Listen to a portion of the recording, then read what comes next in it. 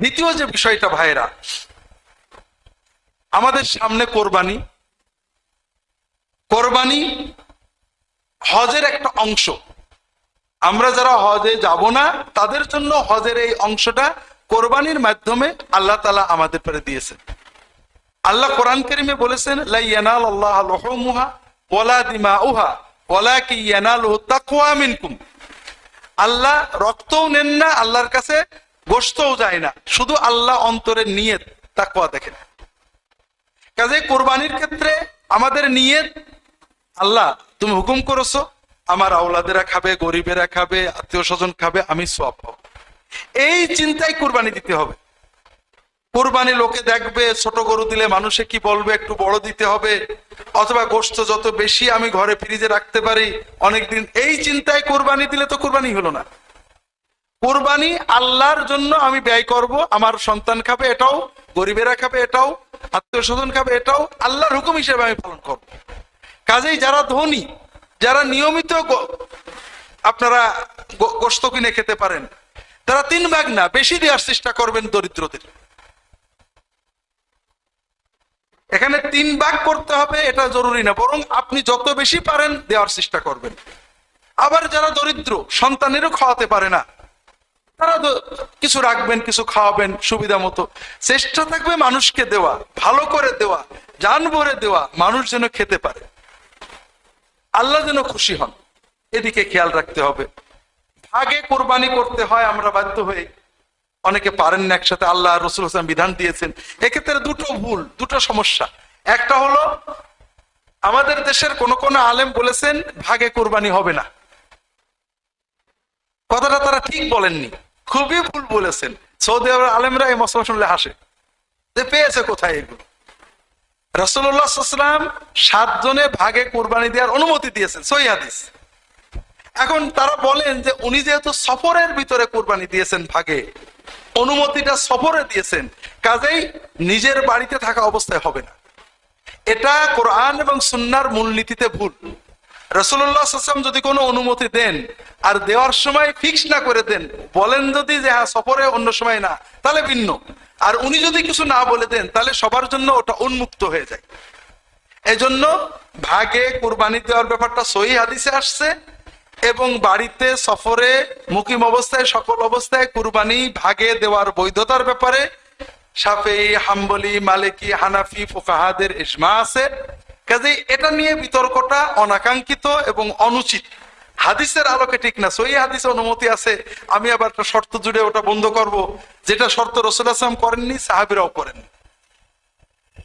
আর একটা ভুল আমরা করি, ভাগের নামে মুত্তাকি লোকেদের সাথে ভাগ না করে যে কোনো লোকের সাথে ভাগ নিই। যেমন বেনামাজি, হারামখোর, যারা হারাম উপার্জন নির্ভর, এদের সাথে ভাগ নেবেন না। কারণ বেনামাজির ঈমান নিয়েই সন্দেহ আছে। যে লোক নামাজ পড়ে না কিন্তু স্বীকার করে খুব কঠিন গুনার কাজ করছি, খুব মনে পাপ আছে যে আল্লাহ নামাজ না পড়ে চোরের চেয়ে খারাপ, লুচ্চোর চেয়ে খারাপ, মদ করের চেয়ে খারাপ, আমি একটা বড় অন্যায় করছি, তার ঈমান কোন রকম থাকতেও পারে, নাও পারে। আর যে মনে করে যে নামাজ না পড়লে ও নামাজ পড়ছে আমি ভালো আছি, এ একেবারে 16 আনা কাফের, কোনো সন্দেহ নেই। কারণ সে নামাজের গুরুত্বই মানে না। নামাজ পড়ে তার চেয়ে বেনামাজি ভালো হইতে পারে, এই চিন্তাটাই একটা সম্পূর্ণ ঈমান হারানো চিন্তা। একজন মানুষের ভালো মন্দ হওয়ার একজন লোক মা বাবার সেবা করে, মানুষের উপকার করে, সত্য কথা বলে, এগুলো ভালো কাজ। কিন্তু লোকটা আমাদের নবীজিকে গালি দেয়, আল্লাহর তাওহীদ মানে না, আপনি কে কে ভালো বলবেন?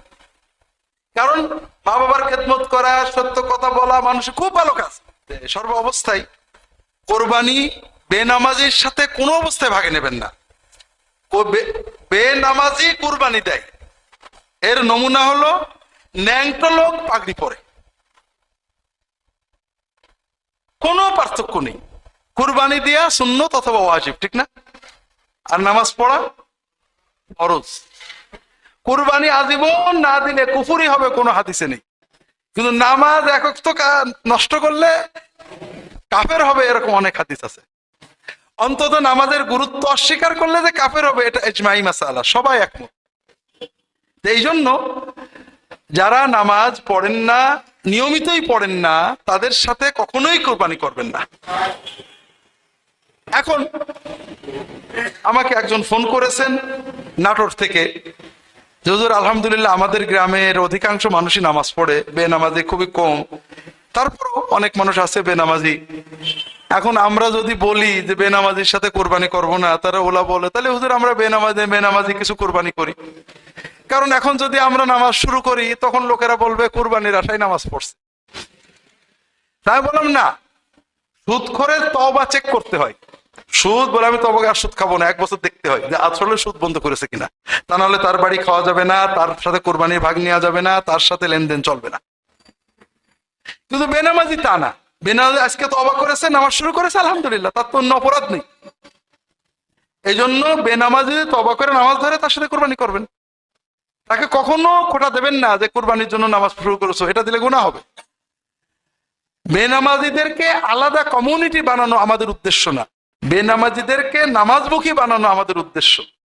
ইমাম আলেমদের এ ব্যাপারে সচেতন হতে হবে। বেনামাজিকে আউট করা উদ্দেশ্য না, ইন করা উদ্দেশ্য, যে ভাই নামাজটা অন্তত পড়েন। আমাদের এখানে, আমার গ্রামের, আমি বাংলাদেশে আসার পরে প্রায় 4-5 বছর এই মসজিদে জুমা পড়াতাম। গ্রামে আমার ছোটবেলার এক খেলার সাথী মতোই মারা গেল, নামাজ পড়তো না। তো মারা গেছে, তার শ্বশুর আবার দিনদার মানুষ, মারা গেছে, বলেছে জানাজা পড়াতে, বলে যে নামাজ পড়তে, বলে না, তাহলে আমি জানাজা পড়াবো না, আত্মীয় স্বজন পারলে পড়ুক। এখন জানাজা ভালো হয়নি, ওই শ্বশুর বোধ অল্প 2-4 লোক কোন রকম জানাজা পড়েছে। পরের জুমা থেকে আমাদের গোবিন্দপুরের লোকের মুসল্লির সংখ্যা বেড়ে গেল। অনেকেই যাদের মোটে দেখতাম না জুমার দিনে দেখা শুরু। আমার কথা, ভাই আল্লাহর কাছে তোমার জন্য সাক্ষী দেব, তোমাকে আমি একদিনও মসজিদ দেখলাম না, কি করে সাক্ষী দেবো? অন্তত মসজিদে আসো, আমি বেঁচে থাকলে তোমার জন্য সাক্ষী দেবো। আর মসজিদে আসবে না, যে তোমার সাক্ষী দেবে সে বুঝবে আমি ওর ভিতরে নেই। আমরা এর পরে দেখা গেল গোবিন্দপুরে মুসল্লির সংখ্যা বেড়ে গেল, অনেকে অন্তত জুমায় আসা শুরু করে দিলেন। আমাদের উদ্দেশ্য ইন করানো, আউট করা না, বেনামাজিকে সমাজচ্যুত করা না, বেনামাজিকে আদর করে নামাজ পড়ে সমাজে আনা। কাজেই বেনামাজির সাথে কোরবানির ভাগী হওয়া যাবে না। যারা হারাম উপার্জন নির্ভর, ঘুষ খান জানি, সুদ খান জানি, তাদের সাথে কোরবানির ভাগ কখনোই করবেন না, কোনো অবস্থাতেই না।